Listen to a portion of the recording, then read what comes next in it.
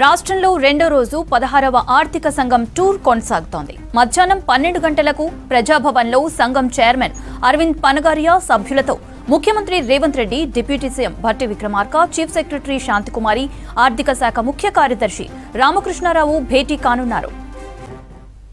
Meeting తర్వాత ప్రజాభవన్లో ఆర్థిక సంఘం మీడియా సమావేశం నిర్వహించనుంది. కేంద్రం నుంచి రాష్ట్రాలకు రావాల్సిన నిధుల పెంపు విషయంలో ఆర్థిక సంఘాన్ని కోరేందుకు రాష్ట్ర ప్రభుత్వం ప్రణాళికలు సిద్ధం చేసింది. జనాభా ప్రాతిపదికన కాకుండా అభివృద్ధి కార్యక్రమాలను దృష్టిలో ఉంచుకొని నిధులు కేటాయించాలని ప్రభుత్వం కోరనుంది. వర్షాలు, కరువులు వచ్చినప్పుడు జాతీయ విపత్తుల నిధులను పెంచేలా విజ్ఞప్తి చేయాలని నిర్ణయం తీసుకుంది.